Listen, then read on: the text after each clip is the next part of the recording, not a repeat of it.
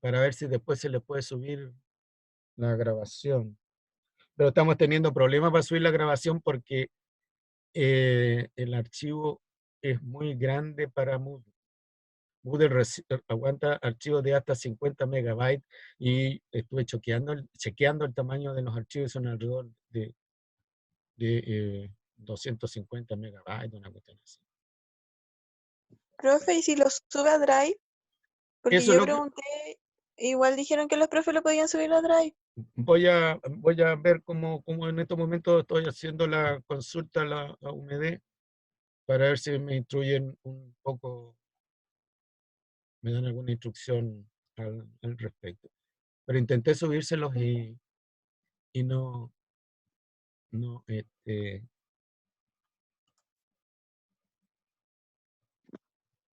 em,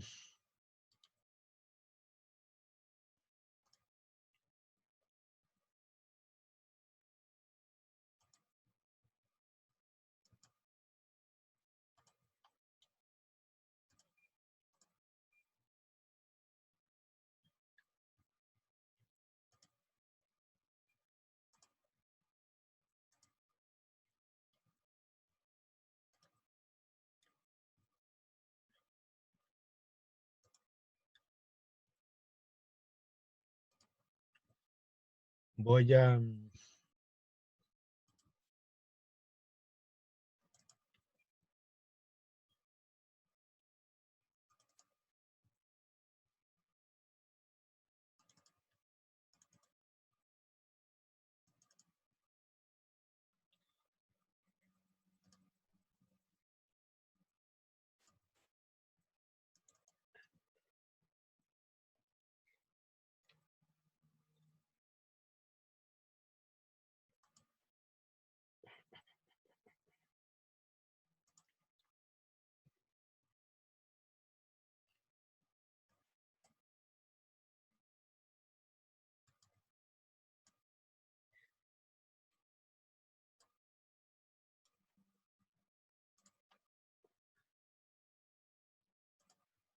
¿ven en la diapo ahora,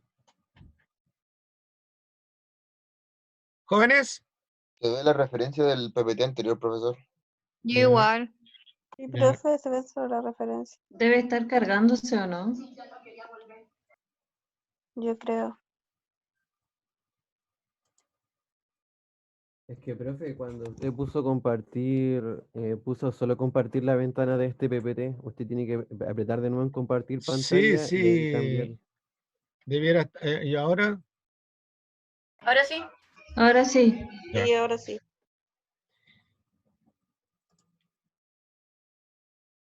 Bien.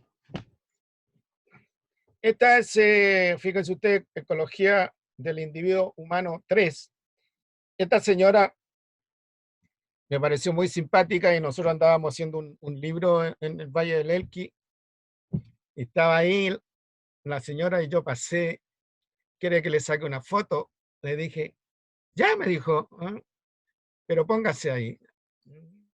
Le tomé varias fotos y eso creo que es la mejor. Y encontré que representaba muy bien un individuo típico del Valle del Elqui, que esto es de Vicuña hacia el interior. Y estábamos haciendo nosotros un libro sobre un aluvión que hubo en el Valle del Elqui por allá por el año 2007. Y este aluvión fue una gran lluvia y en el Valle del Elqui varias casas sufrieron severos daños. Y estaba esa señora por ahí y yo le tomé la foto.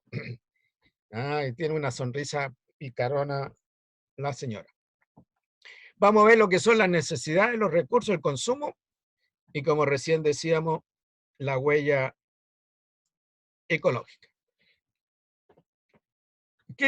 ¿Cómo podemos definir necesidades nosotros para el caso humano, para el individuo, para usted y yo? Bueno, las necesidades son requerimientos que el individuo humano tiene para poder enfrentar los desafíos que le presenta la vida. ¿Ya? Y en este sentido, hay dos tipos de necesidades. Las llamadas necesidades vitales y las llamadas necesidades suntuarias. Las necesidades vitales son aquellas necesidades que el ser humano comparte con el resto de los seres vivos. O sea, son requerimientos que el individuo tiene que, son requerimientos, bien digo, que el individuo tiene que satisfacer para poder vivir como lo hace cualquier ser vivo. Y estos requerimientos, bueno, son el alimento, agua limpia, aire limpio, lugar donde vivir, etc.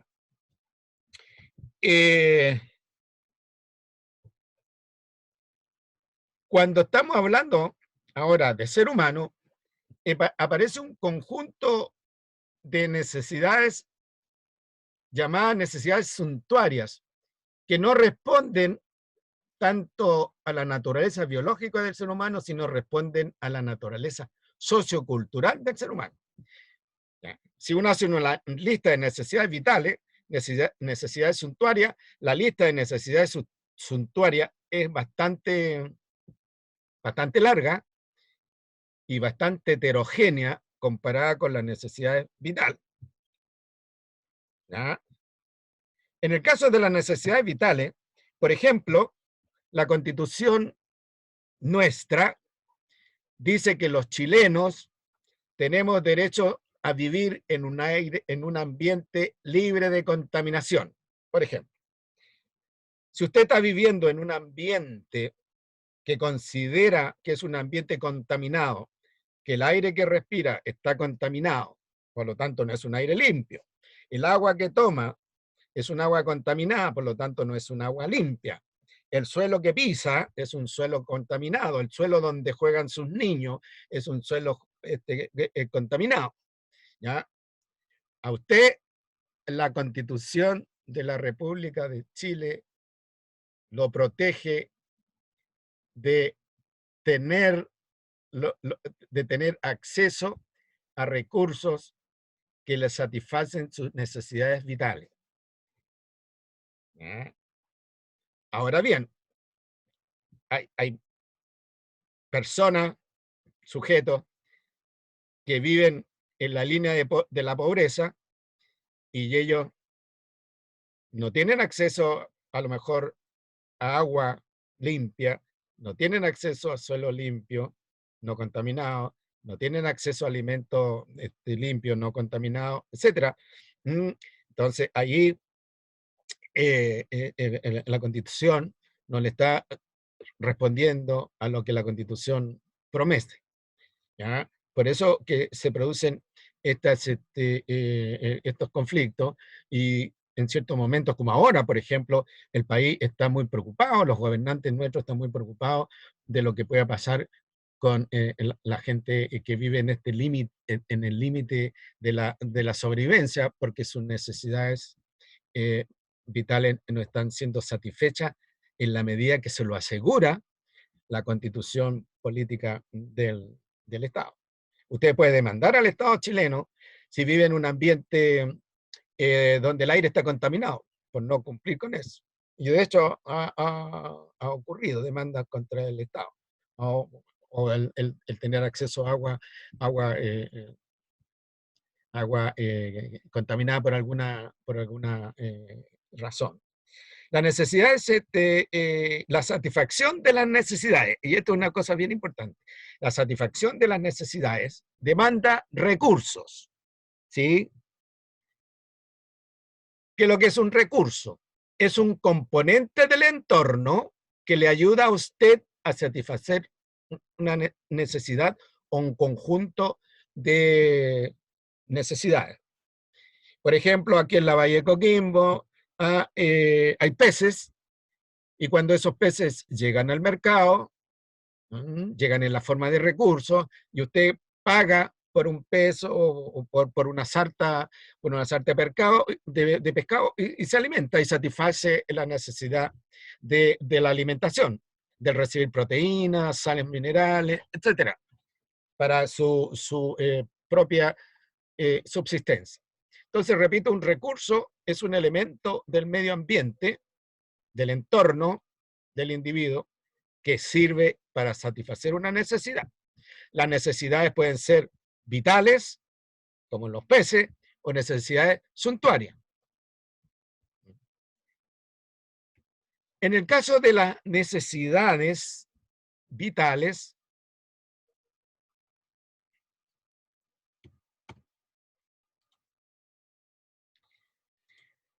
hay muchas formas de separar las necesidades, muchos criterios.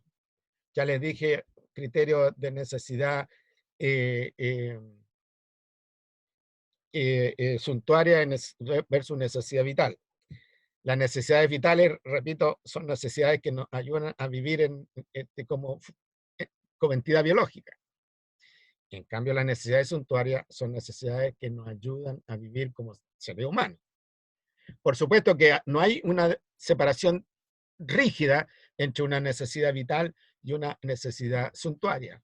Por ejemplo, al tomarse una bebida, podríamos pensar nosotros que es una necesidad suntuaria, pero esa necesidad, perdón, ese recurso, la bebida, que nos ayuda a paliar la sed, porcentaje elevado es agua, pero es un agua sofisticada, digamos, que lleva tecnología. No es el agua que uno saca de un manantial, de un arroyo. Ni siquiera es el agua potable, porque el agua potable ya lleva tecnología. Yo le voy a dar otra clasificación que es más funcional para un profesor. Las necesidades, según esta clasificación, se agrupan en dos grandes grupos: las llamadas necesidades existenciales y las llamadas necesidades axiológicas. Esto es para el ser humano. Las necesidades existenciales corresponden a las columnas y se llaman necesidades existenciales porque se refieren al ser, al...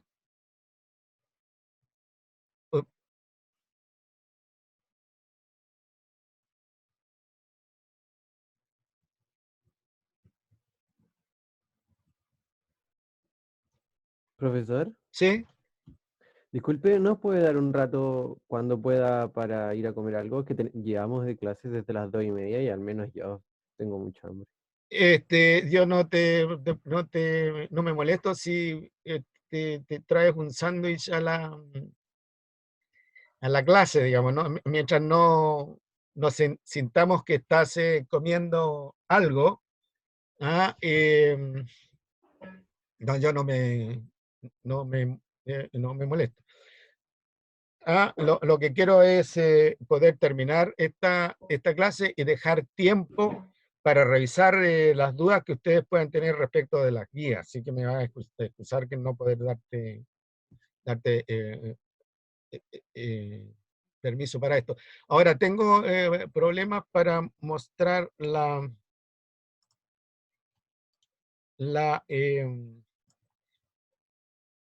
porque mostrar la columna número 2.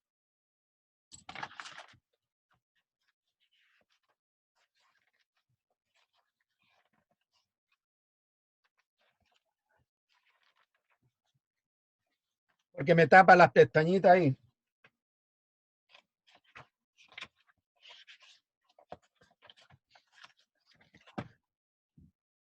A ver, ¿cómo no lo puedo?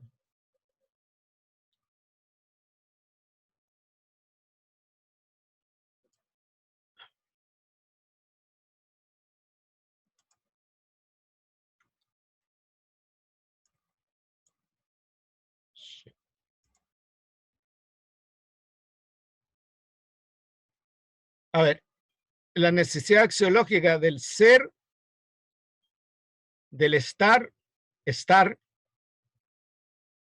del tener, no, es del ser, del hacer, del tener y del estar.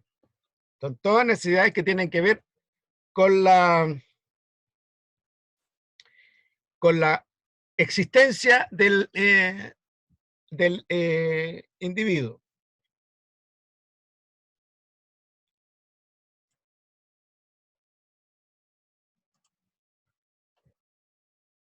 Es una lata que se meta, creo que se puede, sección de grupo, mostrar, ocultar, panel de video. Ya.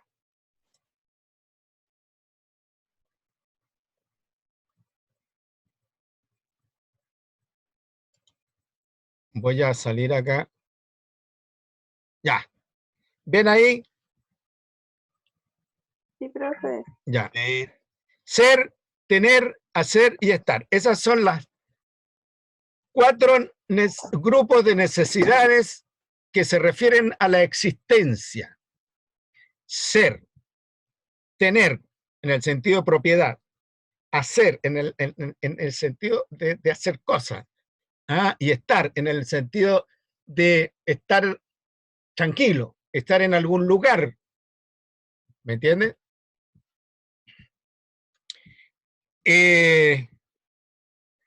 Y las horizontales, los casilleros horizontales, se refieren a las necesidades axiológicas.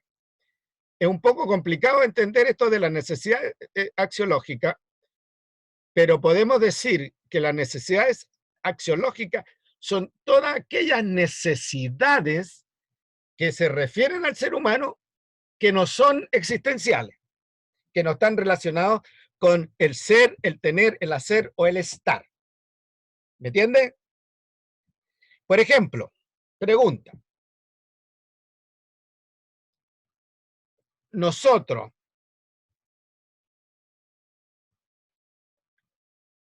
tenemos la necesidad de sentirnos libres, ser humano, me refiero.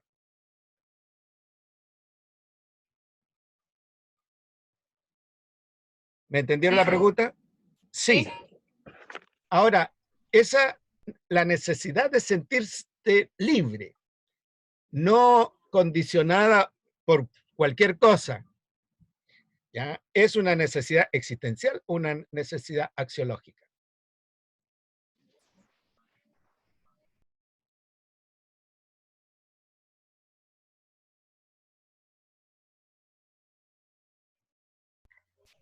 Yo creo que existencial.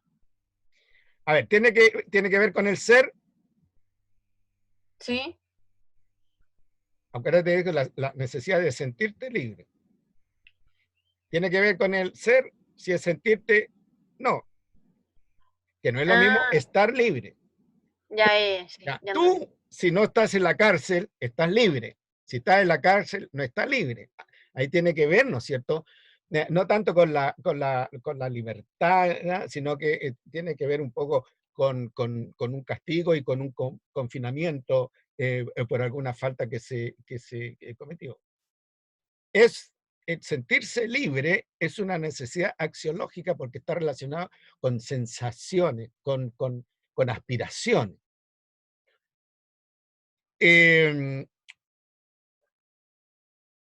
La necesidad,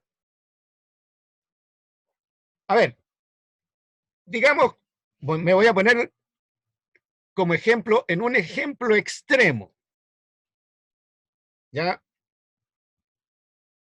Digamos, si yo fuera gay, ¿ya?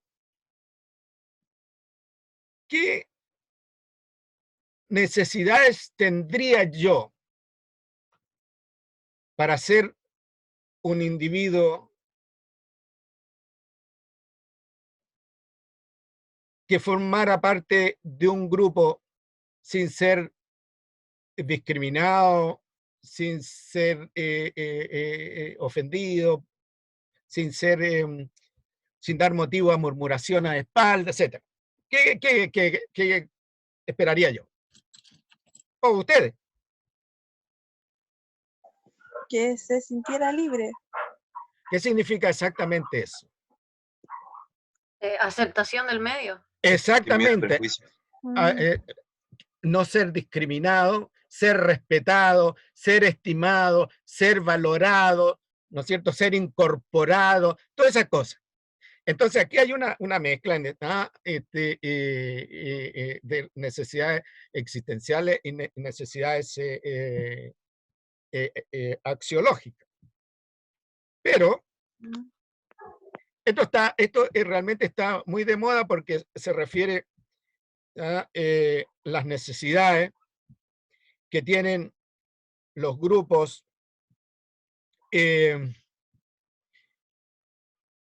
llamémosle los grupos minoritarios en una sociedad. Pensemos ya los gays, pensemos en los discapacitados, pensemos en los gitanos, pensemos en los enfermos mentales, ¿me entiendes? ¿Ah? La gente de esos grupos espera que llamémosle el grupo mayoritario. No me gusta usar la palabra, pero en estos momentos no tengo otra palabra que usar, pero entre comillas, el grupo de gente normal, que los acepte, los respete, los estime, los valore, etc. Entonces, ahí hay un conjunto de necesidades. Algunas de ellas son necesidades axiológicas y otras son necesidades existenciales. Entonces, el ser humano, cuando vive en una democracia plena, tiene un conjunto de necesidades, algunas de las cuales tienen que ver con las necesidades existenciales, algunas de ellas son necesidades vitales y otras son necesidades suntuarias. Voy a poner lo que está dentro del casillero, está lo que se llama el satisfactor. Dicho de otra manera, el satisfactor es cómo se atiende una necesidad. Por ejemplo,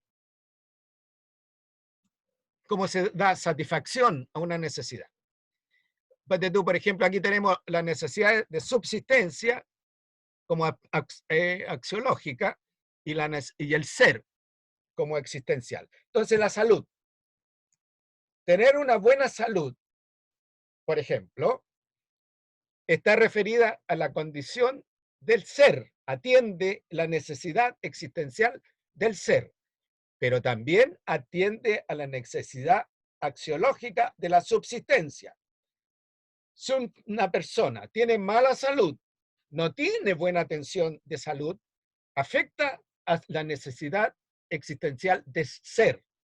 Esa persona, si no recibe buena atención de salud, su condición de ser humano, puede verse desmejorada, puede verse disminuida. Y obviamente la subsistencia, pues si esa persona tiene mala salud, arriesga su existencia, su capacidad de vivir. Ahora, el movimiento que tuvimos el 18 de octubre, ese estallido social, en cierta forma, se refirió a esto. Cuando la gente dice, tenemos mala salud, los hospitales valen hongo, la salud pública vale hongo, la salud privada es cara y es para unas pocas personas. La gente está apuntando a la satisfacción ahí de dos necesidades. La necesidad existencial del ser humano y la necesidad axiológica de la subsistencia. ¿Me entiende? Ya, veamos, qué sé yo,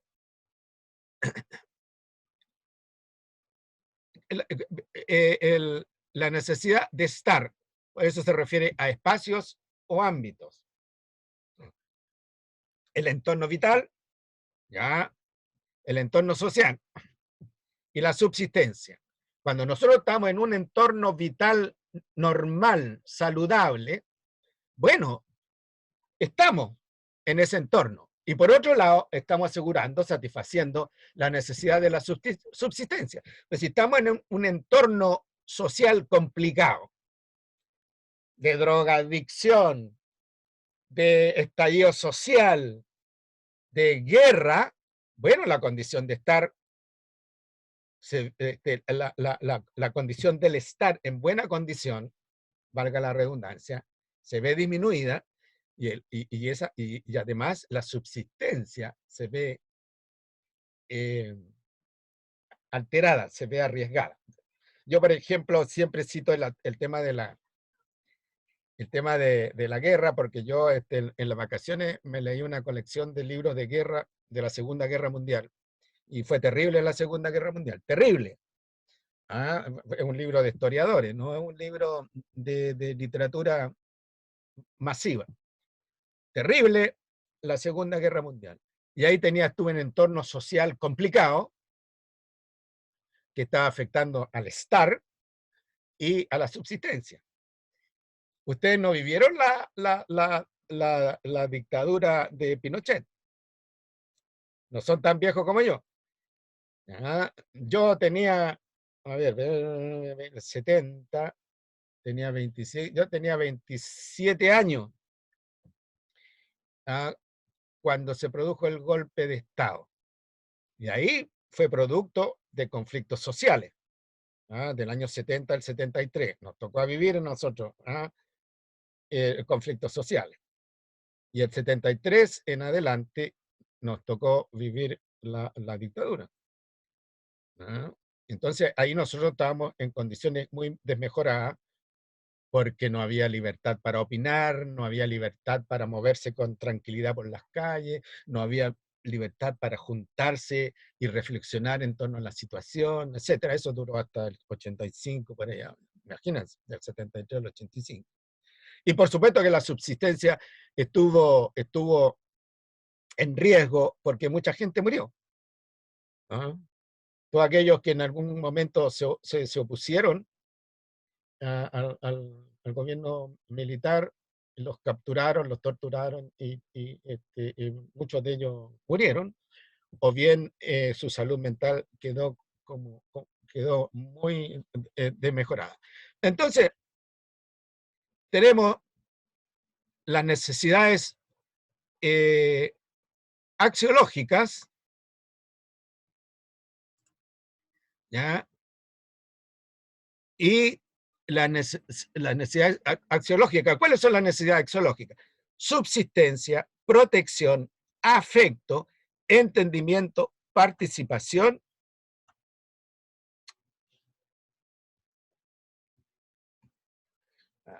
Y ya les dije que las necesidades existenciales son o están referidas al ser, yo soy, tú eres, él es, ella es, al tener, al estar o al hacer.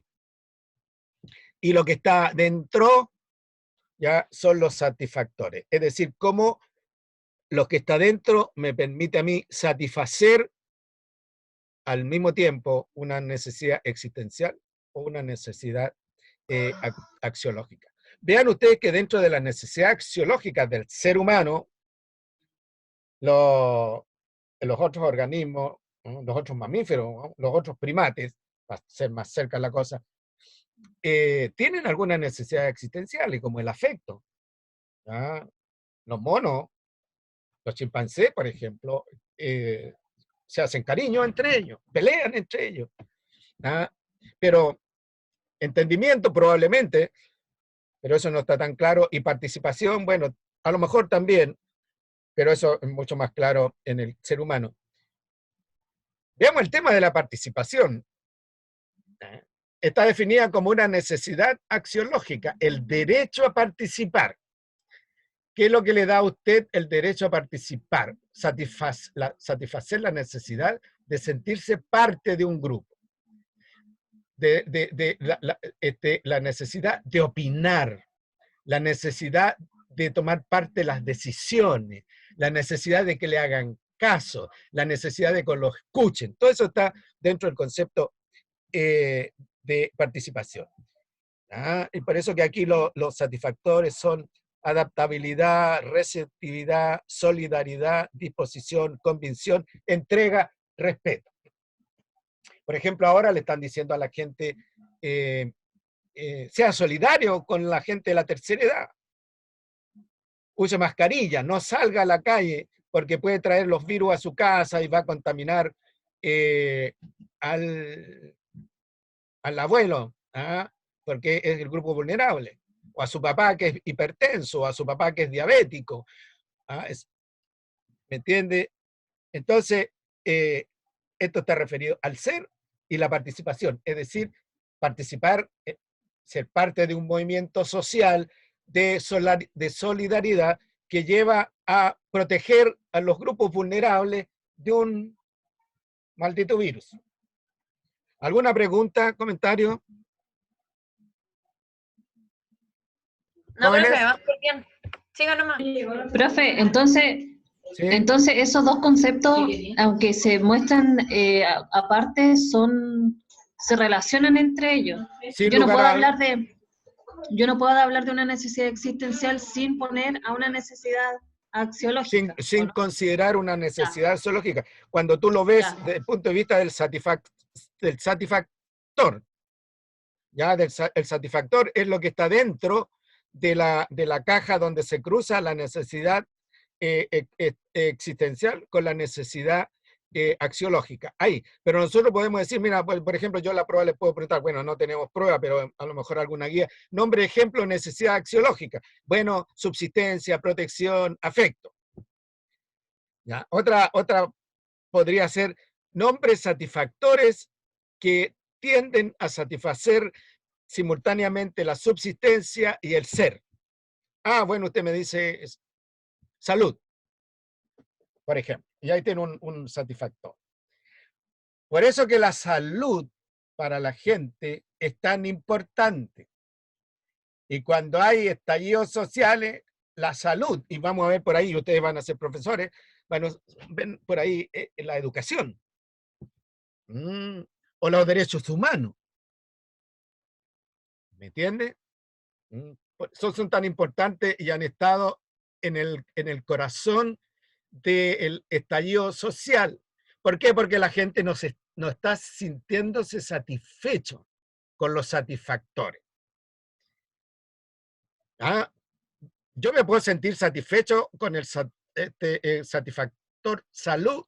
Bueno, porque yo soy de Banmédica, tengo la oportunidad de pagar casi 200.000 pesos mensuales y voy a un médico y pago la consulta sin grandes problemas porque estoy cofinanciado por la Banmédica. Me tengo que hacer un examen radiológico que vale 200 lucas, pero la Banmédica me paga 120 y yo pago 80, ¿me entiende? No tengo problema desde ese punto de vista. Pero la mayoría de las personas no es así la cosa. Si usted se tiene que levantar a las 5:30 para que el médico las vea a las 9, ¿ya? Usted no está satisfaciendo adecuadamente ni la necesidad del ser, ni la necesidad de la subsistencia. Y para más remate, le toca la hora y el médico está con permiso médico o está en un congreso. Y sonó nomás. ¿Me entiende? Entonces, uno de los aspectos fundamentales del estallido social es que las necesidades, miradas desde esta perspectiva, para la mayoría de los chilenos no están siendo adecuadamente satisfechas. ¿Y cuáles son el tema? Salud, educación, la mujer, las diferencias que hay respecto de los salarios de la mujer, el trato de la mujer, ese tipo de cosas. ¿Otra pregunta, jóvenes?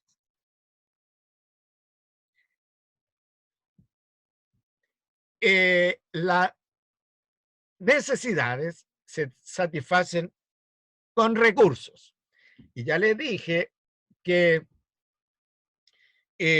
un recurso es un componente del medio ambiente que se usa para satisfacer las necesidades.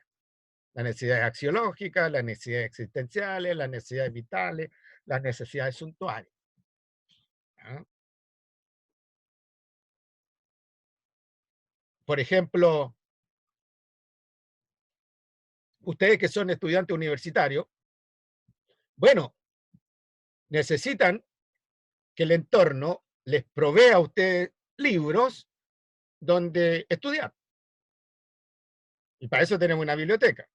Pero como la biblioteca no está asequible por la situación de la pandemia, bueno, me imagino que la mayoría de los profesores le han dado literatura electrónica, los famosos ebooks, o bien artículos que han sido subidos al Moodle. Ahí, ¿no es cierto?, hay un ejemplo de un intercambio de información que tiene el propósito de educarlos a ustedes.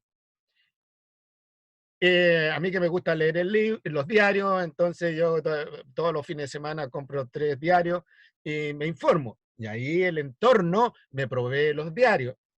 Pero note usted que la elaboración de los diarios requiere recursos. La elaboración de los libros requiere recursos. Y aquí vemos que hay 2 tipos de recursos, los llamados recursos naturales, que forman parte de la dimensión sociocultural del entorno humano. También se llaman materias primas, commodities, y los recursos socioculturales. Por ejemplo, para yo tener acceso a un diario, bueno, en alguna parte al diario lo tienen que imprimir. O si es la versión digital del diario, en alguna parte tienen que hacer la digitalización del diario. Si es un diario en papel, bueno, en alguna parte tienen que sacar el papel y el papel de la celulosa y la celulosa del árbol. ¿Me entiende? Entonces, es importante tener presente que los recursos son objetos del medio ambiente que sirven para satisfacer las necesidades. Si estos objetos del medio ambiente son parte de la naturaleza, tenemos recursos naturales. Si estos recursos son parte de la dimensión sociocultural, tenemos recursos socioculturales. Aquí hay una clasificación de los recursos naturales.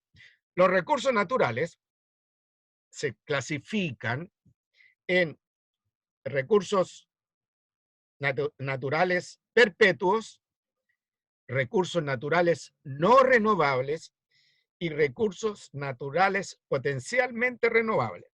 Estos recursos naturales potencialmente renovables, en las clasificaciones anteriores se llamaban recursos renovables, pero ahora la tendencia es ponerlo a recursos potencialmente renovables. Los recursos naturales renovables o potencialmente renovables son aquellos que se renuevan a través de procesos ecológicos. Y dentro de los recursos potencialmente renovables o renovables, tenemos nosotros el aire limpio, porque a través de procesos ecológicos se limpia el aire, el agua limpia, porque a través de procesos ecológicos se limpia el agua, se depura el agua, el suelo fértil, porque a través de procesos ecológicos se fertiliza, se recupera el suelo fértil, y ciertamente las plantas y los animales. En el caso de las plantas, si yo tengo un cultivo de lechuga, bueno, saco el cultivo de lechuga, las lechugas las llevo al mercado para venderlas, pero dejo un stock que me va a proveer semillas, y esas semillas entonces las resiembro en el suelo, y viene a continuación la segunda generación de las lechugas. Saco esa segunda generación, dejo un stock, ¿no es cierto? La mayoría las voy y las vendo en el mercado, el stock que me queda lo uso para hacer semilla, y siembro esa semilla y viene una segunda generación de lechuga, y así sucesivamente, hasta que el suelo no se me agote, hasta que el agua ya limpia no se me agote. Es un recurso natural renovable. Si yo tengo peces en la bahía de Coquimbo, bueno, saco algunos peces los llevo al mercado, los vendo, los que quedan los dejo que se reproducen los peces, saco un montón de esos peces, ¿no es cierto? Dejo un stock para que se reproduzca, al año siguiente, a los 2 años, a los 3 años, esos peces se reproducen, saco una fracción importante de esos peces y dejo un stock. ¿Me entiende? El proceso de la renovación, proceso natural de renovación. Ahora, si yo saco más peces de lo que permite la reproducción de los peces de la bahía de Coquimbo, yo termino agotando los peces. Y ese recurso natural renovable se transforma en un recurso natural potencialmente renovable, porque a veces pasan muchos años para que se renueva ese pez. Sobre todo, por ejemplo, el suelo. Cuando el suelo pierde la fertilidad, como ocurre en los suelos acá del sur de la provincia, pasan años, si no, no ocurre nunca, que el suelo recupere la fertilidad. ¿Ya? Ahora bien, los recursos perpetuos son aquellos recursos que en función de la vida del ser humano, el recurso tiene una vida muchísimo más larga que la del ser humano. No solo la vida individual, los 80 años, los 100 años, los 120 años que pueda vivir el ser humano, sino que los tantos miles de años que puede existir el ser humano. Y dentro de esos recursos perpetuos, bueno, está la energía solar directa. Sabemos nosotros que cada vez que nos llega radiación solar acá a la superficie de la Tierra, es una fracción ínfima del Sol que disminuye, ínfima.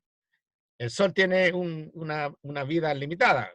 Por supuesto que todavía el Sol no va a durar 10 años ni 30 años, se va a durar varios miles de millones de años más.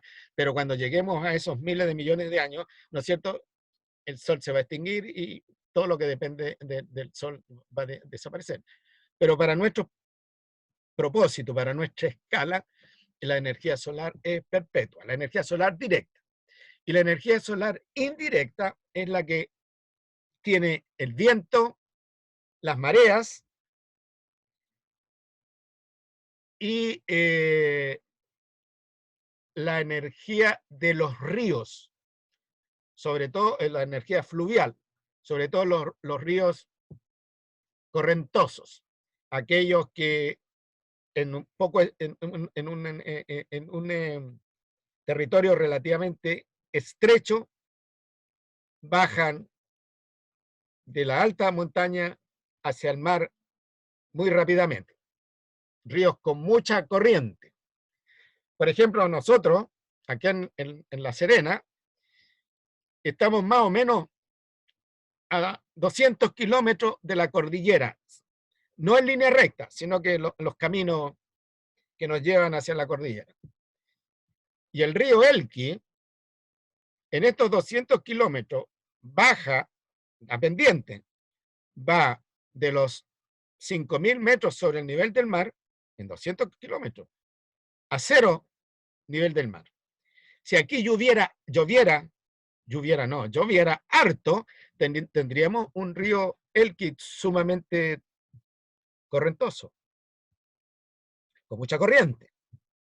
Un río con mucha energía, que si yo pongo un transformador de energía hidrológica, energía eléctrica, bueno, podríamos tener energía eléctrica para Coquimbo, La Serena y otras ciudades más. Pero como es un río pequeñito, donde la corriente es pequeña, tenemos por ahí algunas pequeñas plantas generadoras de energía eléctrica, pero son muy relevantes. Y finalmente tenemos los recursos no renovables. Los recursos no renovables son aquellos recursos que se agotan con el uso, desaparecen con el uso, con la explotación. Nosotros, la viga maestra de la economía chilena es el cobre. Nosotros somos el primer país productor de cobre en el mundo. Con apenas 18 millones de habitantes somos el primer productor de cobre en el mundo. Por eso que cuando el cobre está bien, nosotros estamos bien. Porque con el cobre transformado en dólares, nosotros podemos satisfacer nuestras necesidades vitales, suntuarias, existenciales, axiológicas.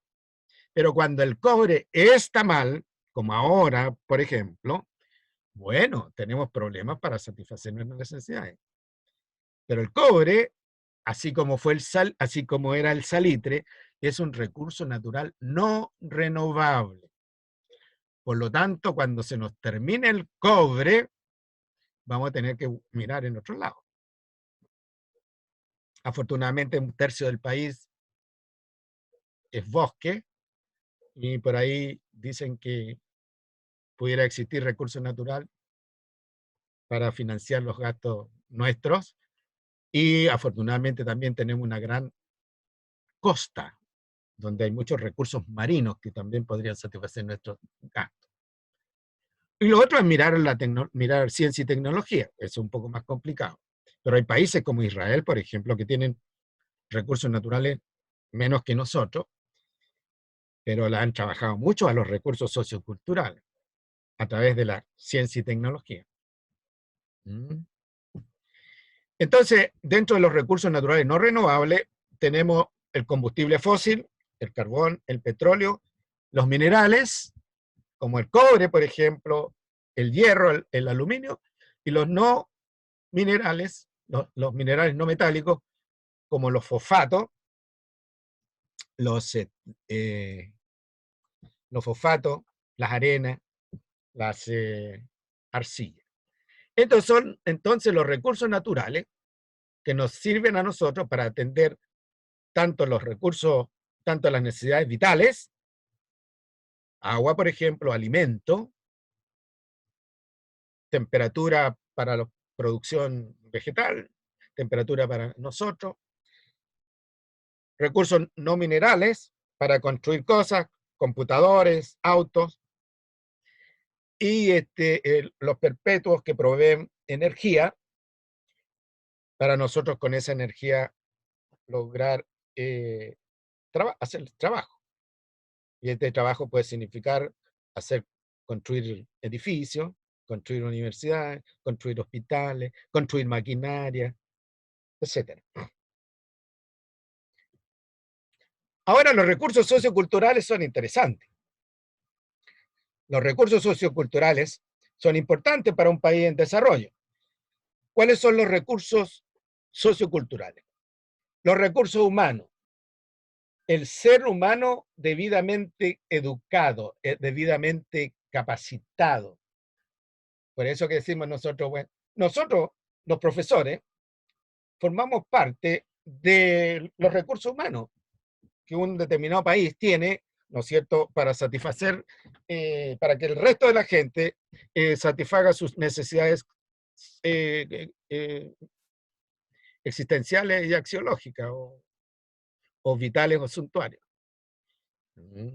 Bueno, pero también tenemos recursos humanos como médicos, abogados, investigadores en ciencia, ingenieros, etc. Mientras más educado es un país, ciertamente mayor recurso humano para el desarrollo y la satisfacción de la necesidad.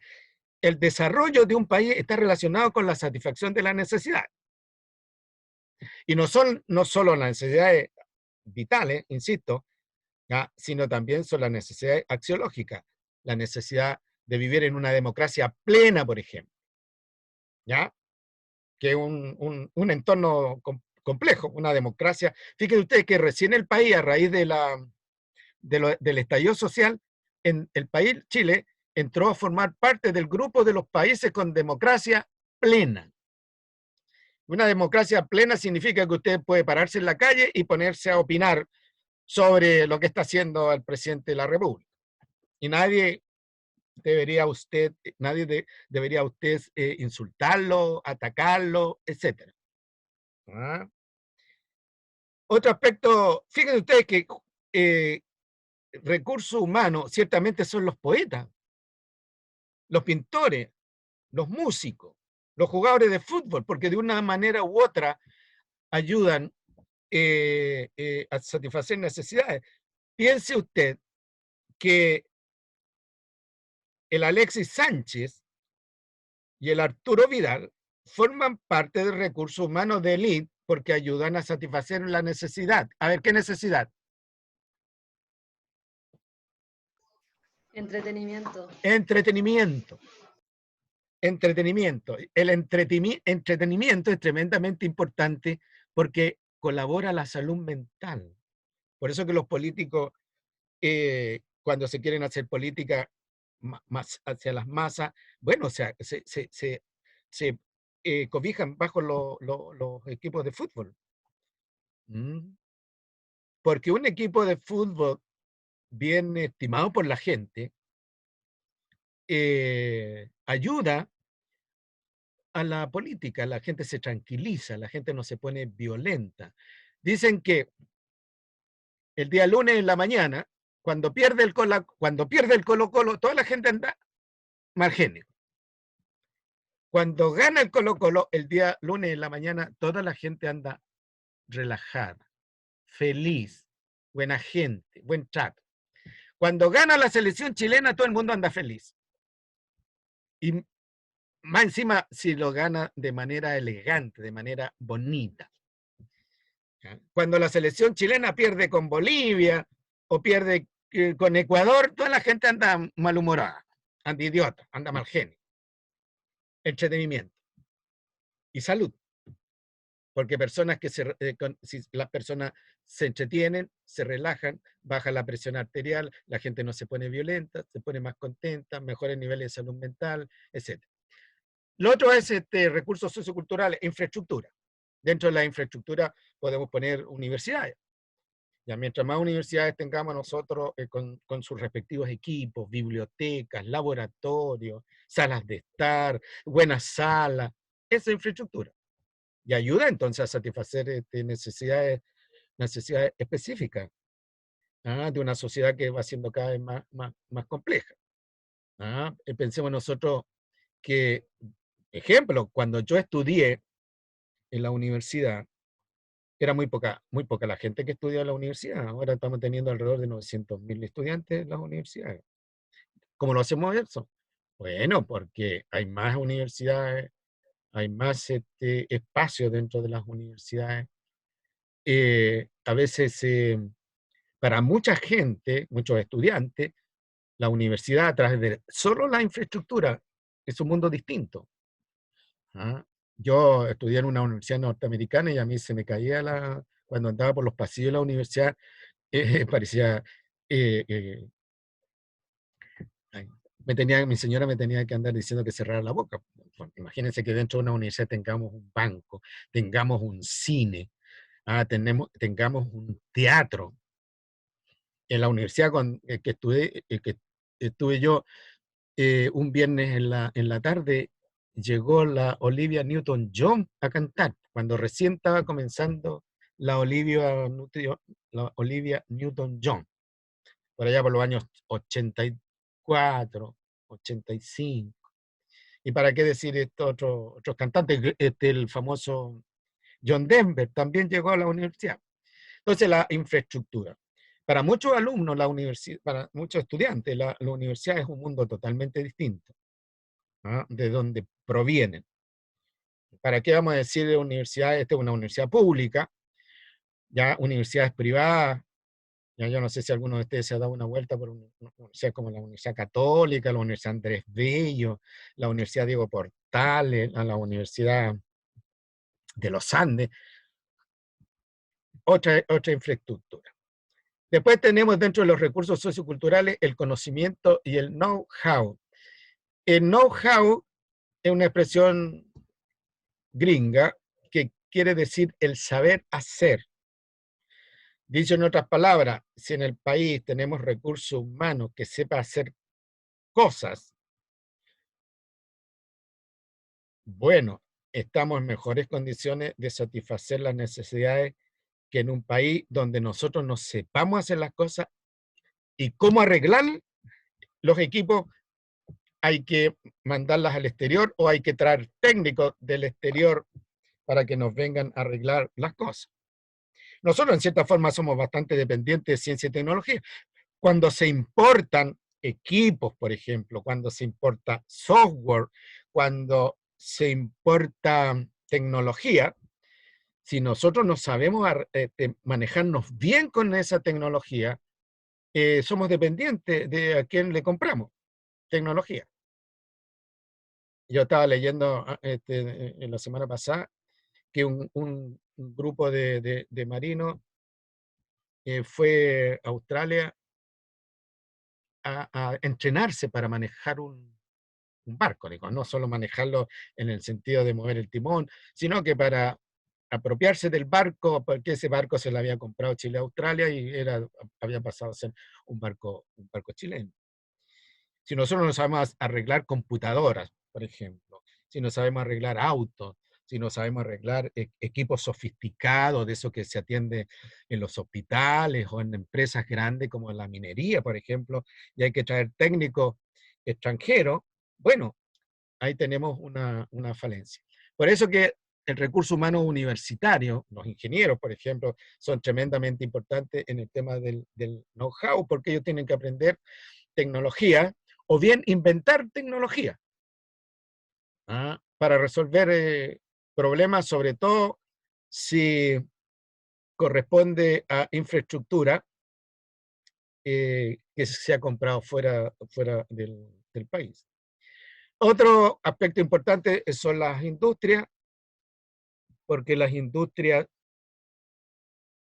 generan empleo, el empleo genera dinero, bueno, y con el dinero, como dice abajo, el dinero del cash currency, se compran cosas. Como dicen los economistas, se dinamiza la economía. Entonces la gente compra autos, ¿ya? Y eso es bueno para el país porque dinamiza ya la compra-venta de autos. Si la gente requiere de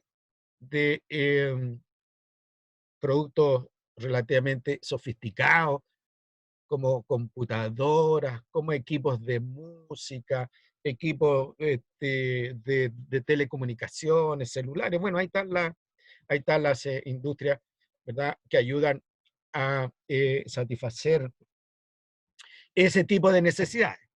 Y después tenemos el dinero, el currency. Piensen ustedes que, por ejemplo,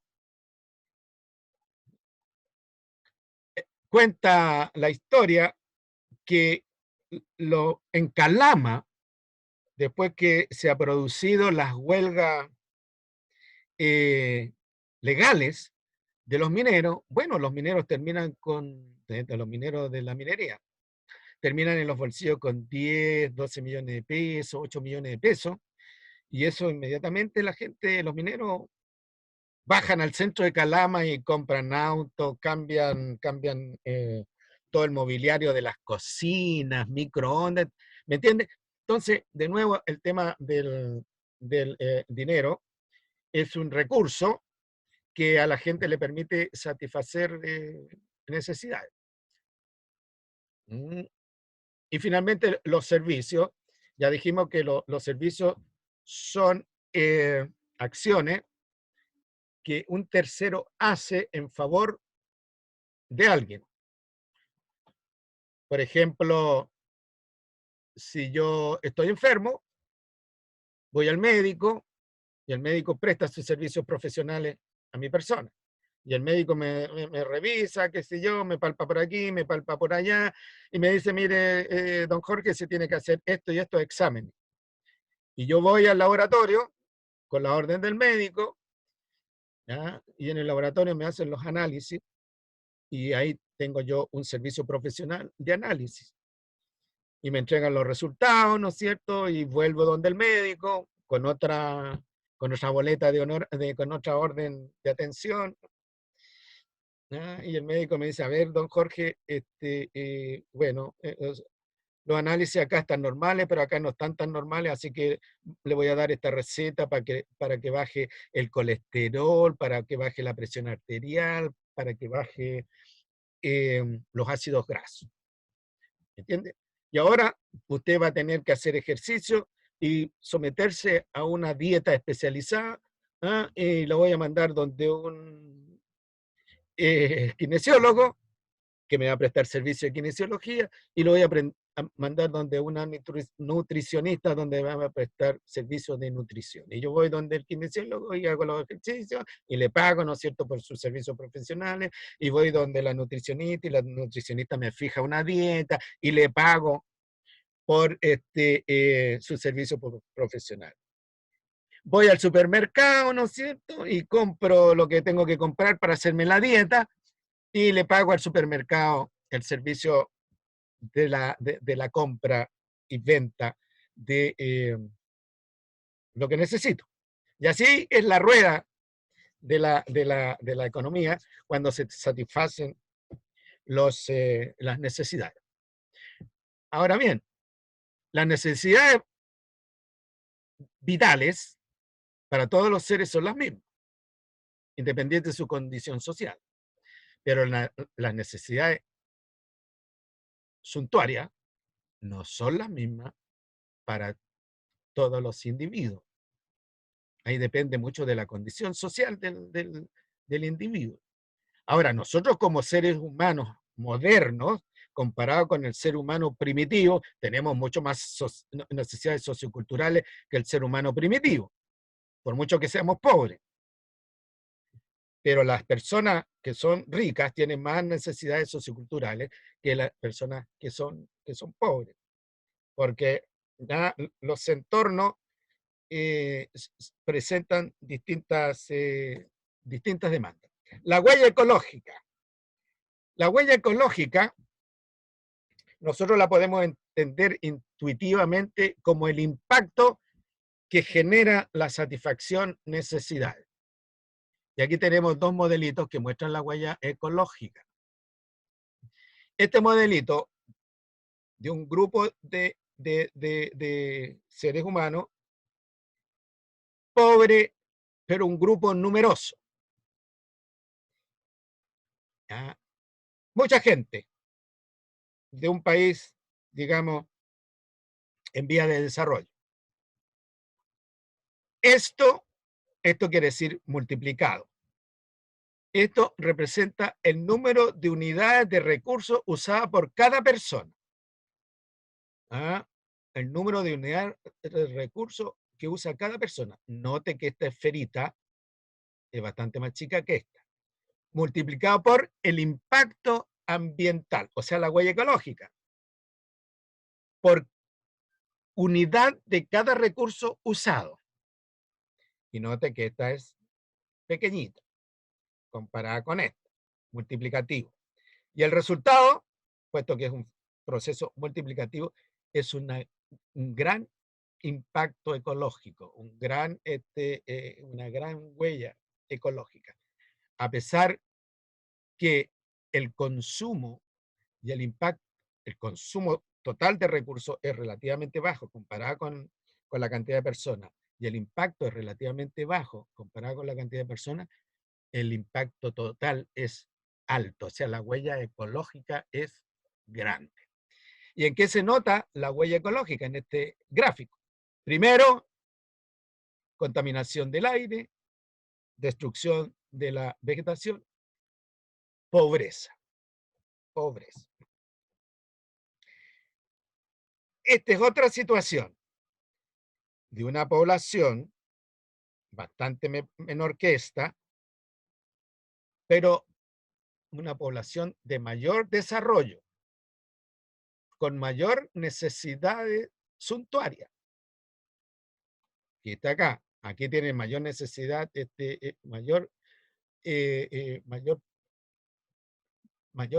a ver, ¿cómo decirlo? Consumen mayor cantidad de recursos para satisfacer las necesidades vitales.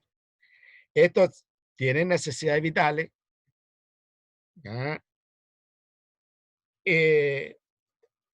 Pero también tienen necesidades socioculturales que satisfacer mayor que este grupo. Este corresponde a sujetos que viven en un país desarrollado. Pensemos Estados Unidos, pensemos Canadá, qué sé yo. El impacto, el número de unidades de recursos que cada uno de estos individuos requiere es bastante mayor que los individuos requerentes. Bastante mayor. O sea, un individuo, para satisfacer sobre todo sus necesidades suntuarias, demanda una gran cantidad de unidades de recursos. El impacto por unidad es también, comparado con el grupo original, es mayor. Como estos son, tienen efectos multiplicativos, el resultado es mayor que el grupo original, el que está marcado por la letra B, y de tamaño, como huella ecológica, similar.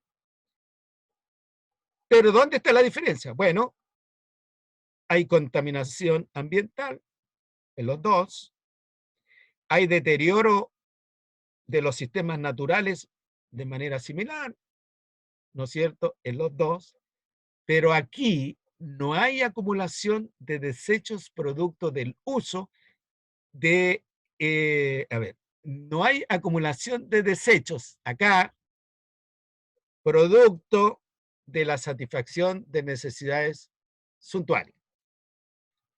Ciertamente aquí también hay necesidades suntuarias, pero son bastante menos que en este caso. Entonces, aquí hay una gran acumulación de desechos de autos, desechos de refrigeradores, desechos de lavadoras, desechos desechos de computadora. En estos momentos, uno de los principales desechos que hay es los desechos tecnológicos derivados de la computadora. Impresoras, computadores, tableros, baterías, ¿para qué decir los derivados de los autos, las carrocerías de los autos, los motores de los autos, las ruedas de los autos? Bueno, en Estados Unidos recordarán ustedes que hay cementerios de autos. Entonces, lo que muestran estas dos últimas figuras como impacto ambiental es la huella ecológica que se genera en el entorno humano de esta sociedad, producto de la satisfacción particularmente de las necesidades socioculturales. Pues las necesidades socioculturales son más demandantes en términos de recursos que las sociedades, de las necesidades vitales. Ya. ¿Alguna pregunta, comentario? No, profe. Ya. Aquí tenemos la distribución de la huella ecológica a nivel mundial, y notarán ustedes que la mayor huella ecológica la encontramos, por ejemplo, en Estados Unidos, lo que corresponde rojo, y aquí está expresado por hectáreas globales por persona. En Estados Unidos, para atender el nivel de demanda de recursos por cada persona al año, se necesitan, en Estados Unidos, repito, 9,1 a 9,5 hectáreas globales. ¿Qué quiere decir? Sin hacer diferencia entre si la hectárea es una zona de cultivo o es una zona de empastada o lagos, por ejemplo. ¿Me entiende? 9,1, 9,5 para satisfacer la demanda para satisfacer la demanda de recursos destinados a satisfacer las necesidades fundamentalmente socioculturales. ¿Por qué? Porque es una sociedad desarrollada que tiene un alto estándar de vida en el sentido tradicional, no en el sentido ecológico, no en el sentido de la sustentabilidad del desarrollo, sino en el sentido de la economía y la sociología clásica. Ya. Chile, vean ustedes, estamos aquí y tenemos una demanda de alrededor de 6,1 o 7,5 hectáreas globales por persona. Este es un promedio. Por supuesto que en Chilito algunas personas requieren más demanda, requieren más áreas globales que otras, porque consumen más. ¿Me entiende? Ahora, hay gran parte del mundo donde no existen datos, pero vean ustedes que, por ejemplo, en Europa, la demanda global de hectáreas por persona es entre 4,6 a 6. Es más alta, es menor, más baja que nosotros, porque ellos están haciendo un desarrollo un poco más cercano a los conceptos del desarrollo sustentable. Nosotros estamos tratando de comenzar por, por una aproximación al desarrollo sustentable. Y ahí los profesores de biología van a ser tremendamente importantes con la generación joven, para que la generación joven cambie sus exigencias de demanda de recursos. Nosotros cuando miramos nosotros miramos a Estados Unidos porque, bueno, en las películas de Estados Unidos vemos casas muy bonitas, todo muy bien iluminado, casas que tienen 3 o 4 autos, ¿me entiendes? Ese es un modelo de desarrollo que está quedando obsoleto porque es mucha la demanda de recursos. Ahora, ¿cómo resuelven los países que no tienen los recursos en su territorio para satisfacer esas demandas? Importando. Nosotros, por ejemplo, importamos trigo, importamos energía, somos extremadamente dependientes de recursos energéticos. Y para eso tenemos que tener plata. ¿De dónde viene la plata? Del cobre. Momento en que el cobre, ¿no es cierto? Cuando baja de precio el cobre, bueno, tenemos problemas para importar energía en términos de petróleo. ¿Alguna pregunta, comentario? Bueno, aquí tenemos nosotros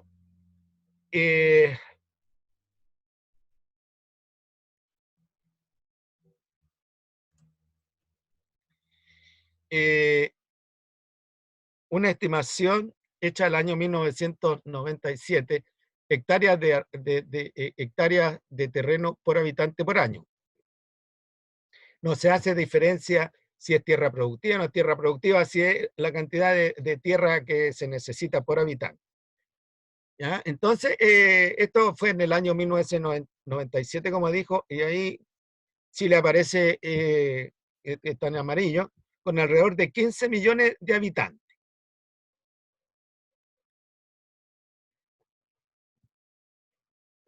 La capacidad de carga de Chile, medida en unidades de capacidad de carga, es de 2. Y nosotros estamos consumiendo 3,6. O sea, tenemos un déficit en promedio, esto, por individuo, de 1,6 hectáreas por persona para estar en un desarrollo sustentable donde, donde este déficit tienda a ser. Por ejemplo, vean ustedes Brasil, 163 millones de habitantes, tiene una capacidad de carga, en unidades de capacidad de carga, de 10,9 y generan una huella ecológica de 2,2 unidades de huella ecológica. Por lo tanto, Brasil tiene un excedente de 8,7. ¿Me entiende? Pero ¿dónde está ese excedente? A ver, ¿dónde está ese excedente? Jóvenes.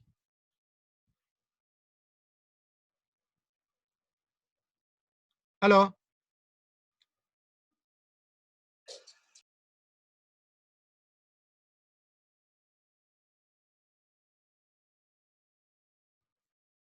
¿Me escuchan, jóvenes? Sí, profe. Sí, Ya. profe. Sí, profe. Ya. ¿Dónde está ese excedente? En el caso de Brasil.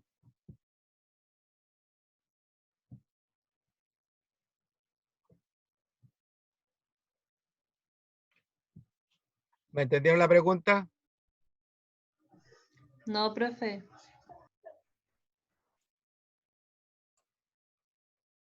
Alguien me decía recién que había escuchado una noticia que Chile había sobrepasado la capacidad de carga.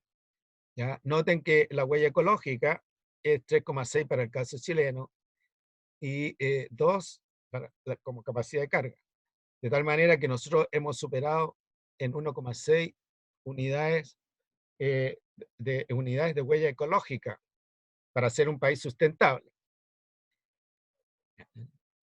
¿Cómo resolvemos el problema nosotros? ¿Por qué no hay escasez de recursos? No hay escasez de alimentos, hay energía, etc. Porque importamos. Dependemos de otros países. Y para poder comprar dependemos principalmente de cobre. En cambio, Brasil tiene una huella ecológica, o sea, dicho en otras palabras, está usando 2,2 unidades, pero su capacidad de carga es de 10,9, por lo tanto tiene un exceso de 8,7. Ok. Pero ¿dónde está el exceso en Brasil? ¿Dónde está el exceso de recursos en Brasil? ¿En el Amazonas? En el Amazonas, pues. En el Amazonas. Y para los brasileños, aunque los brasileños digan el Amazonas es nuestro y de nadie más, el Bolsonaro, la verdad que el Amazonas es un recurso mundial, porque el Amazonas, dentro de los sistemas de regulación de temperatura, de oxígeno y anhídrido carbónico, el Amazonas es un pulmón. El Amazonas saca miles de toneladas de anhídrido carbónico, bajando la carga de anhídrido carbónico de la atmósfera, y agrega oxígeno. De tal manera que si se tala en la selva amazónica para transformarla en sectores de cultivo, para transformarla en pastada para la alimentación del ganado, ¿ya? Se pierde la capacidad de la tierra para... Disminuye, no es que se pierda, disminuye significativamente la capacidad de la tierra para el intercambio gaseoso de la atmósfera y se altera el balance de anhídrido carbónico y de oxígeno en la atmósfera. Por lo tanto, cuando se escucha a nivel internacional que Brasil tiene intenciones de talar parte de la selva amazónica, bueno, varios países se le oponen y empieza toda una campaña diplomática y campaña por los diarios para que la gente del mundo, digamos, los científicos, los políticos, los personajes influyentes se pongan, se opongan a ese tipo de cosas.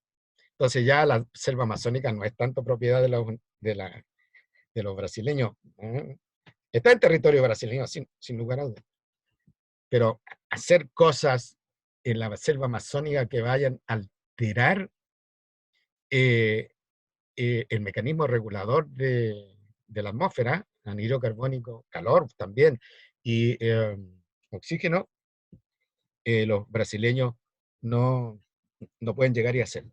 Si ustedes revisan la columna de déficit, se van a dar cuenta que son pocos los países que tienen excedente. Por ejemplo, aquí hay uno, Australia, aquí hay otro, Canadá, aquí hay otro, son los negativos, Finlandia, son países bien característicos. Ya leí, Brasil, ¿ya? Y hay otros países que están casi en el equilibrio.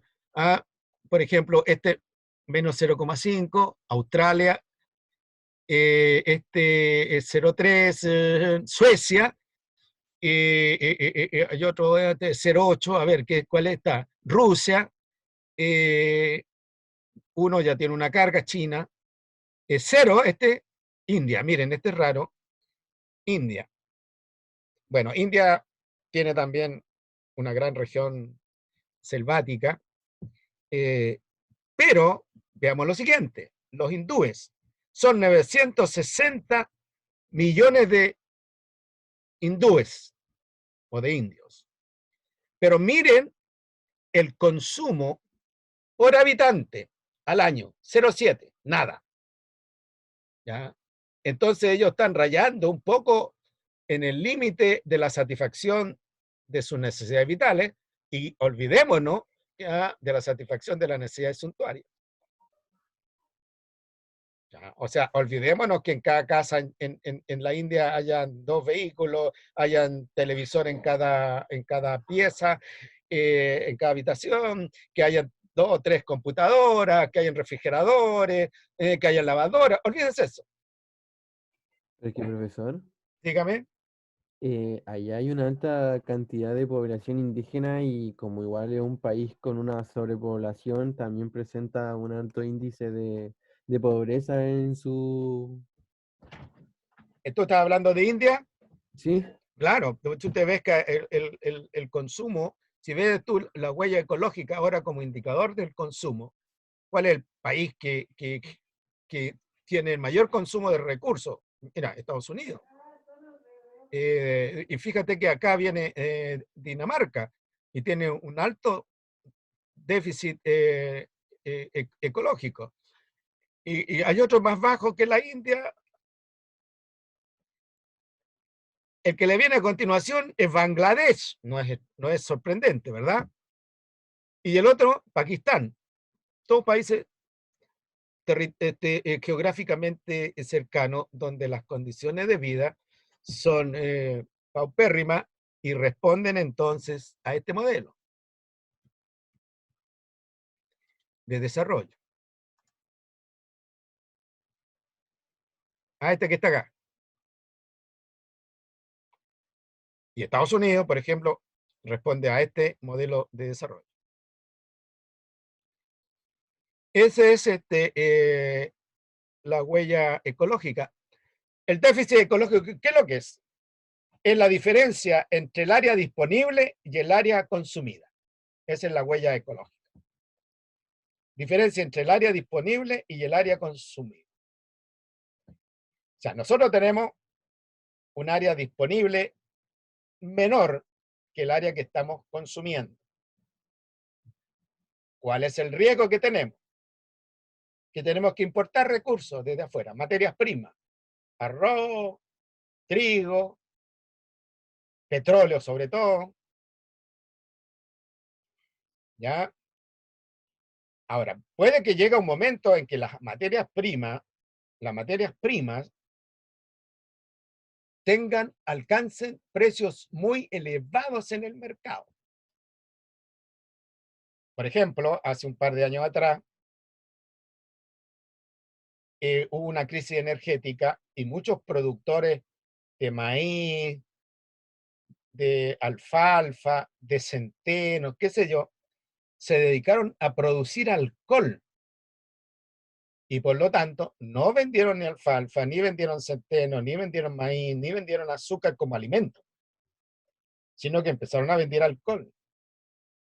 Y aquellos países que le compraban esos recursos como alimento, no tuvieron el recurso, porque se hizo escaso y además los países que necesitaban recursos empezaron a comprar alcohol. Y ese recurso, se llama bioetanol, subió de precio. Y por lo tanto, un productor, ¿no es cierto?, en Estados Unidos, entre vender maíz relativamente barato a África, prefirió vender etanol a un país industrializado. Australia, mismo Estados Unidos, ¿sí? Porque hubo una caída de la producción de petróleo. Y rápidamente las grandes industrias se adaptaron a usar etanol, producido a partir de los desechos de de desechos vegetales. Entonces, el déficit ecológico, que también es sinónimo de la huella ecológica, es la diferencia entre el área disponible y el área consumida. Entonces, aquí tenemos nosotros el déficit ecológico, la diferencia, y la huella ecológica. ¿Ya? Dice una palabra, nuestra huella ecológica, nuestro consumo de recursos es mayor que lo que tenemos disponible, medido en términos de capacidad de carga. Vean ustedes, para sorpresa de ustedes, me imagino, miren, para producir una copa de vino, a nosotros que nos gusta el vino tinto, a los chilenos, no a ustedes, a los chilenos, se necesitan 120 litros de agua. Entonces la producción de vino consume agua, grandes cantidades de agua. ¿Qué es lo que decimos? Una hoja de papel blanco para imprimir documentos. Una hoja de papel blanco produce 10 litros, consume 10 litros de agua. Bien, sin hablar de la celulosa que consume y de los árboles que hay que cortar para sacar celulosa. 10 litros de agua, una hoja de papel. Y en instituciones como las universidades se imprimen diariamente, no sé cuántas hojas de papel, para producir un vaso de cerveza, 75 litros de agua. Y ustedes me pueden decir, ¿dónde, profesor, se consume tanto? Bueno, desde el momento en que se riega, no sé, la materia prima donde se obtiene la cerveza, hasta los procesos de elaboración de cerveza y qué sé yo. Veamos. Azúcar, 1 kilo de azúcar, 1 kilo de azúcar, 1500 litros. La misma historia, profesor, ¿dónde se consume tanta agua?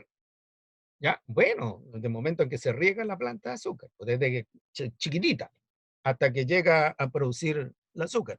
Café, una taza de café, 140 litros. Veamos, pan, 1 kilo de pan, 900 litros. ¿Y cuántos kilos de pan comemos nosotros en el año? Somos uno de los países que más pan come. Papas, 1 kilo, 900 litros. Un huevo, 200 litros. Una manzana, 70 litros. Una polera de algodón, 2.700 litros de agua. O sea, los productos que nosotros diariamente consumimos, aquellos que son más cercanos a nosotros, para satisfacer necesidades socioculturales, tomarse un vasito de vino, o imprimir un documento, o satisfacer necesidades vitales como carne, 1 litro de leche, o vestimenta, consumimos una gran cantidad de agua. Por eso que el agua ya es un recurso potencialmente renovable, de donde se agota, no vuelve más. Que el problema que estamos teniendo acá en Chile. Nosotros aquí en la región de Coquimbo y la región de Valparaíso, llevamos, no sé, 8 o 10 años de sequía. Si usted se va a Conbarbalá, se va a Punitaqui, ve todo seco, las cabras muriéndose de hambre. No hay agua. Aquí en el valle de Elqui, si usted compra una casa, un terrenito, primero pregunte si tiene agua. Porque si se lo están vendiendo muy barato, ese terreno no tiene agua. Y no tiene agua. Porque todo el agua del Valle del Elqui ya está vendida. Incluso el agua que caiga dentro de los 10 años. Toda tiene dueño ya. Entonces a veces venden terrenos re baratos. El otro día un colega que se compró un terreno y estaba contento y construyó su casita y de repente el pozo no le dio agua. No, estaba agotado el pozo. Lo hicieron tonto. ¿Y qué tiene que hacer? Esperar que la municipalidad llegue ahí y le reparta agua. ¿Ya? Entonces el agua se ve ya como un recurso natural que va a condicionar mucho los estilos de desarrollo. Por eso que hay una serie de campañas para favorecer el cuidado del agua. Así como dice, proteja a los animales, proteja las plantas, protege el agua. No consuma más agua de la que necesita. De nuevo, el rol de los profesores de biología de ustedes en los próximos 20 años va a ser importante para desarrollar conductas favorables a la conservación del agua, la conservación del suelo, la conservación de la flora, la conservación de la fauna, ¿sí? Pero bueno, y usted, o sea, lo que dice usted igual tiene mucho sentido, pero al fin y al cabo quien utiliza el mayor, al menos el mayor recurso de agua son las industrias forestales y la minería. Mira, ¿Cómo se puede hacer una medida de prevención a partir de ello? bueno, ¿Se es puede? que ahí hay un ciclo, ponte tú, por ejemplo, el cobre, que nosotros somos el principal productor de cobre. Para tener divisa, tenemos que dinamizar la- la- el procesamiento del cobre.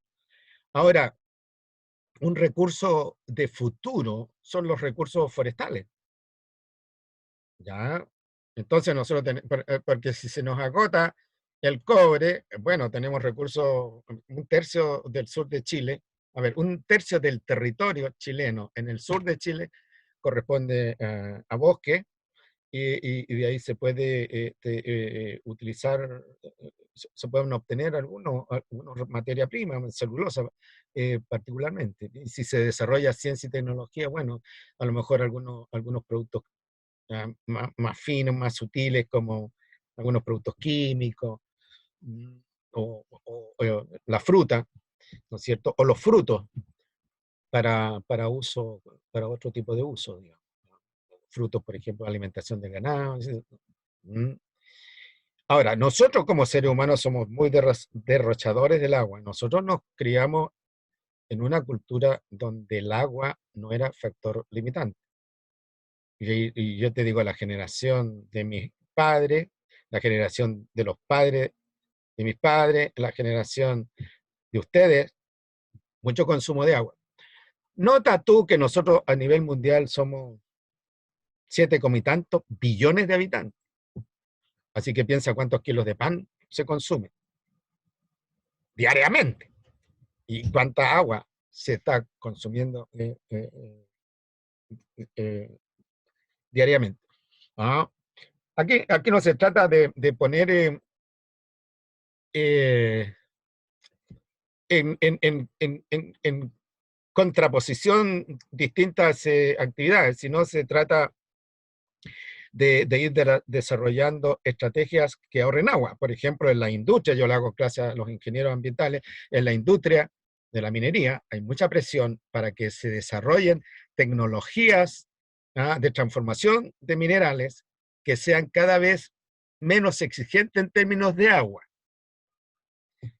¿Ya? En la agricultura, mira, pues se pasó desde el riego por superficie, riego en sábana, digamos, que le llaman, o sea, el agua que se extiende por el cultivo, a riego por goteo. De los canales que antes no eran cubiertos con plástico impermeable, ahora los canales de regadío están cubiertos de plástico, para que el agua no se vaya a las capas inferiores del suelo y se pierda agua útil, porque el agua es cara. Porque el agua nos resulta relativamente barata a nosotros, porque está subvencionada por el Estado, por todos los chilenos. ¿Mm? Entonces, si tú, por ejemplo, te daban los dientes, y el momento que te daban los dientes, sigue el chorro de agua funcionando, bueno, hay un derroche de agua, entonces que lo que te dice, mire, moje un poquito el cepillo de dientes con la pasta, cierre el agua, límpiese los dientes, y cuando ya cree que los dientes están limpios, abra de nuevo el chorro de agua y lávese. Para lavarse las manos, si tú te lavas las manos con el chorro de agua, bueno, te dicen, mire, moje el jabón primero, una vez mojado el jabón, cierre el chorro de la llave, y restriéguese el jabón, no con el agua corriendo, pero el jabón húmedo y su mano húmeda, restriegue todo lo que pueda, y cuando ya se ha restregado todo lo que pueda, suelte el chorro de agua. ¿Me entiendes? Que es distinto a tener el chorro de agua. hay una serie de estrategias para la conservación del agua. En estos momentos, toda actividad humana en principio ha sido derrochadora de agua. ¿Y cuándo se empieza a notar? Cuando el agua empieza a escasear y empiezan los conflictos por el agua. Conflicto de los agricultores versus conflicto de los mineros. ¿Entiendes? Conflicto de la gente que usa agua potable para sus cosas cotidianas versus aquellos que usan agua para agricultura o minería o alguna otra industria. Y como ocurre en algunas tribus africanas, peleas por el agua. Peleas por guerra por el agua, porque resulta que los pozos de agua en algunos países africanos tribales, el agua de una tribu quedó en el territorio de otra tribu, el pozo. Y pelea sangrienta por el agua. ¿Ya? De tal manera que afortunadamente a nosotros no nos ha llegado. Fíjate que en Australia están racionando el agua, pero de una manera estricta. Creo que la gente no se puede bañar todos los días como lo hacemos nosotros, y no se puede bañar con ducha. ¿Ya? Racionalizan el agua.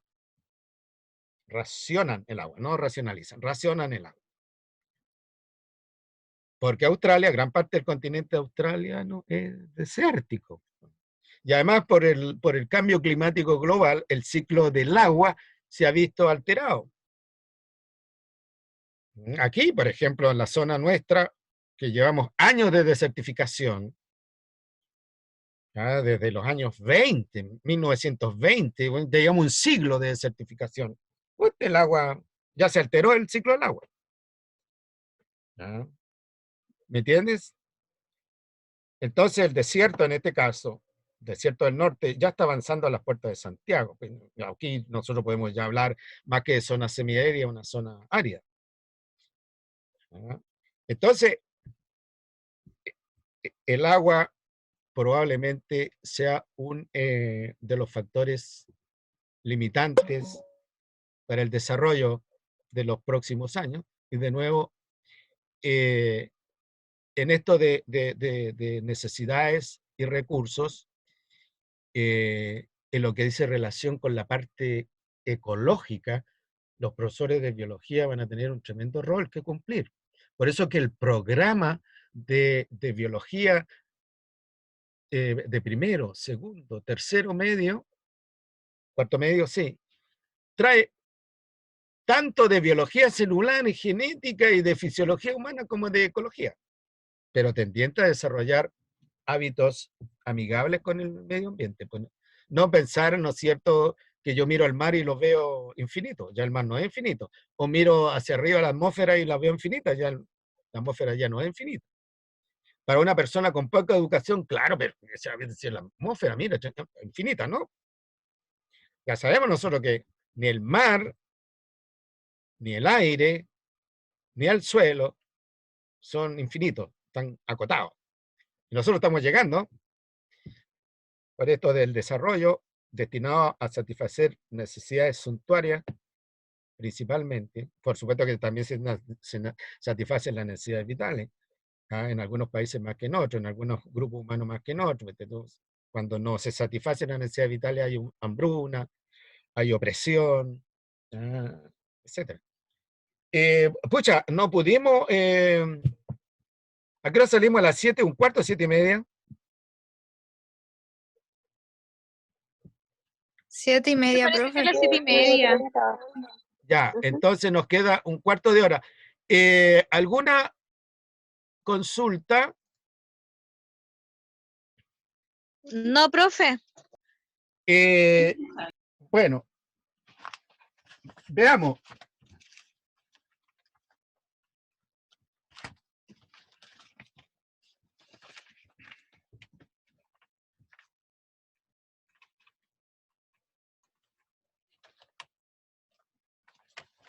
En la guía de autoestudio, la guía comienza con...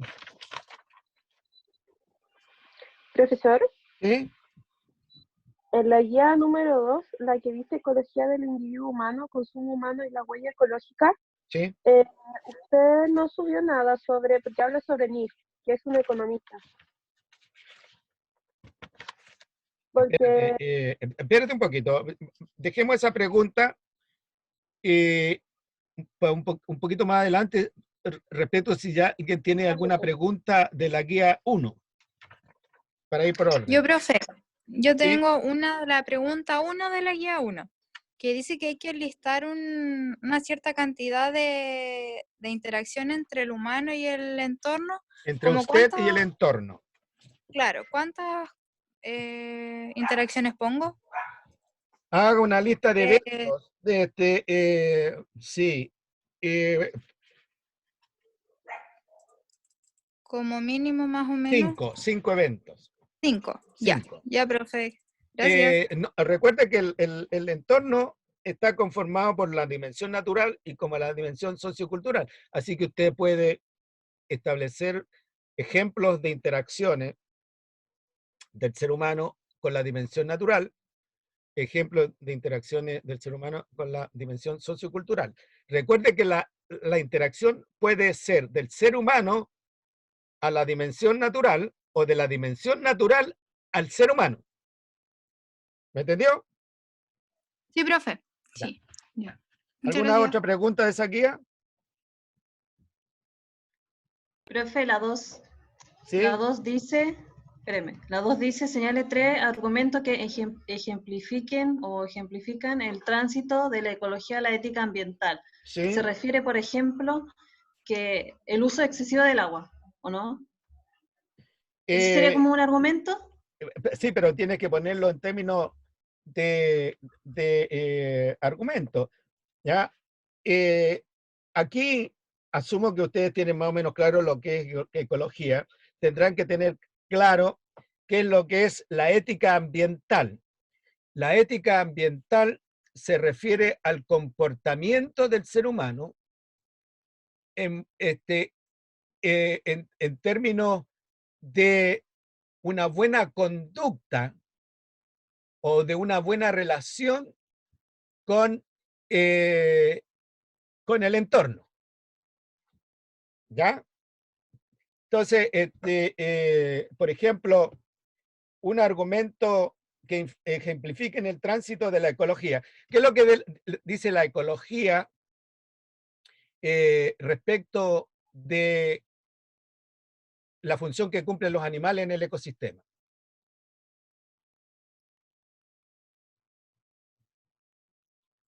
Y cómo, basado en esa función que la ecología dice que los animales tienen en el ecosistema, eso se transforma en un planteamiento ético. ¿Cuál es el planteamiento ético? Hay que cuidar a los animales. ¿Me entiendes? ¿Ya? No hay que hacerle daño a los animales. No hay que perseguirlos. ¿Ya? Aquí, acuérdense que la ecología trata de los sistemas naturales, no, fundamentalmente, no trata de los sistemas urbanos, ¿no? o socioculturales. Estamos hablando de la ecología, no la ecología humana. Entonces, si nosotros decimos, ¿por qué tenemos que tener una buena conducta respecto a los animales o respecto a las plantas? ¿Por qué? A ver si respecto a las plantas. ¿Cuál puede ser el argumento de una buena conducta respecto a las plantas? El argumento de corte ecológico. Que aportan oxígeno. Claro, Puede ser. exacto, claro, porque a través de la fotosíntesis, ¿no es cierto?, captan anhídrido carbónico, liberan oxígeno, proveen recursos que sirven de alimento al ser humano, etc. Y por lo tanto tenemos que proteger a las plantas. ¿Me entiendes? Ahora, ¿por qué habría que proteger? Si te dicen proteger, obtenga una buena conducta, que es la parte ética, obtenga una buena conducta con el suelo, que esto es lo que te dice la ecología respecto del suelo.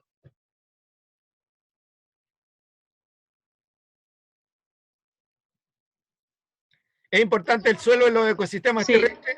Ya. Sí, con los minerales, porque también a través de ellos se pueden desarrollar las plantas. Claro, porque el suelo es un lugar donde viven muchos organismos, es un lugar donde nosotros estamos parados, es un lugar donde las plantas obtienen sus nutrientes, eso es lo que te muestra la ecología. Por lo tanto, hay que tener buena conducta con respecto del suelo, no hay que destruir el suelo. Respecto del agua, ¿qué te dice la ecología respecto del agua?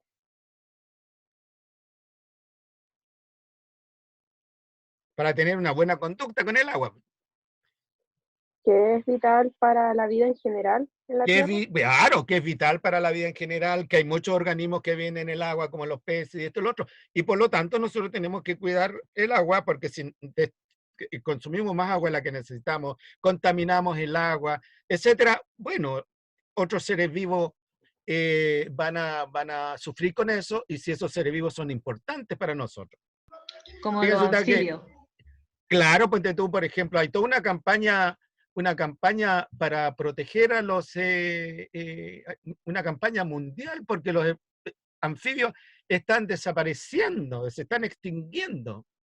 Algunos dicen que es un hongo, y otros dicen es porque el agua donde viven los anfibios ya ha perdido la calidad que los anfibios requieren, ¿me entiendes? Entonces, esos son los argumentos. Como le digo, hay que entender lo que se trata de ética ambiental. Ética ambiental, para decirlo en simple, es la buena conducta nuestra respecto de las cosas del medio ambiente. Particularmente, ya que se trata de ecología, las cosas de la dimensión natural del medio ambiente. Buena conducta respecto del agua, buena conducta respecto del suelo, buena conducta respecto del aire, buena conducta respecto de la flora, buena conducta respecto de la fauna. Buena conducta. ¿Cuál es el respaldo, el argumento científico técnico? Eso lo provee la ecología. ¿Por qué cuando le hice la pregunta a los animales? Porque los animales cumplen una función, son alimento para otros seres vivos, constituyen alimento para nosotros, forman parte de los ciclos biogeoquímicos, son liberadores de energía, son liberadores graduales de energía, etcétera, los animales. Entonces, esto les obliga a ustedes a revisar los cursos de ecología, el curso anterior de ecología, el curso de zoología, el curso de botánica, ¿ya? Para poder buscar los argumentos. Pero eso, en el fondo, son los argumentos científicos que te respaldan la buena conducta ecológica, la ética ambiental. ¿Ya? ¿Cuál es la importancia de la ecología? Que a los movimientos ambientalistas, a la buena conducta ambiental, a la ética ambiental, le da el soporte científico. No es, la ética ambiental no es producto de una religión, no es producto de mitos, no es producto de una nueva onda, sino que hay fundamentos científicos que respaldan la necesidad de proteger, la necesidad de cuidar, la necesidad de respetar, qué sé yo. Decir, ¿por qué tenemos que respetar a la fauna? Bueno, porque algunos animales de la fauna forman parte de nuestra identidad. Ejemplo, el cóndor. ¿Ya? El cóndor y el huemul lo tenemos en el escudo. ¿Ya? Y el cóndor es símbolo de los países andinos, y nosotros somos un país andino, dominado por la cordillera de los Andes. Otros países tienen el koala, otros países tienen los cangurúes, otros países tienen los leones, otros países tienen a las águilas, ya, etcétera. ¿Entiende? Esa es la pregunta, esas son las aproximaciones. Pero tiene que responderlo como argumento. Bueno, porque, ¿no es cierto? Tal cosa. Ahora, más detalle de esto, el tránsito de la ecología a la ética ambiental, está en los dos artículos. El artículo de Jaxis, Ecología, Ecologista y Ciencias Ambientales, que se lo subí, y el artículo de Rossi, de la ciencia ecológica a la ética ambiental. Son dos biólogos chilenos, Jaxis fue compañero de curso, de carrera de Julio Gutiérrez, y Rosy fue compañero de curso, carrera de Francisco Esqueo. Bien, vamos a la pregunta 2. La guía 2. ¿Alguien quería? ¿Aló? Profesor, sí. Profe, era yo la que había preguntado ¿Ya? recién. Usted dice que en la 8 y 9 hay que buscar la misión la misión de la revista Human Ecology ¿Sí? y en internet no sale. Sí, tiene que Es salir que, la- Human Ecology. es que buscamos una, pero salía como algo relacionado con la medicina y todas esas cosas y no sabemos si esa es. Human Ecology, Ujú. sí. No, Bueno, ¿usted nos podría enviar el link mejor por lo voy correo? a buscar, pero noten que la ecología humana también tiene que ver con temas de medicina. No es la medicina del apendicitis, por ejemplo, pero el tema del coronavirus es, pero ecología humana por donde se lo mire, desde el punto de vista el ataque del coronavirus como un agente biológico. Ya, ¿qué me preguntaba? Pero le voy a mandar el link. Ya, profe, gracias. Según Manef, dice un economista. ¿Aló? Profe, ¿Aló? sí se ¿Sí? escucha. Ya. Alguien me hizo la pregunta guía número 2, según Magnef.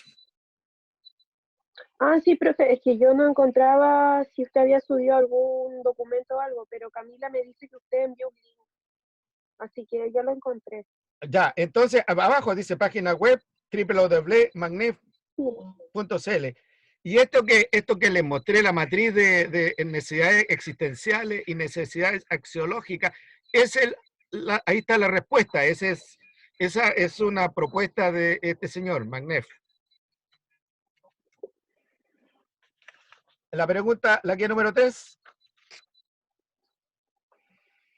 ¿No llegaron ahí? Seguro. Bien, la próxima clase, la primera parte de la clase, vamos a terminar del análisis de la guía. ¿Ya? Por si alguien tiene más preguntas que hacer. Y el resto de la clase, vamos a analizar la primera clase de la unidad 2. ¿Ya? Y la entrega del informe quedó para el 1 de junio. No, para el 6 de junio. A ver.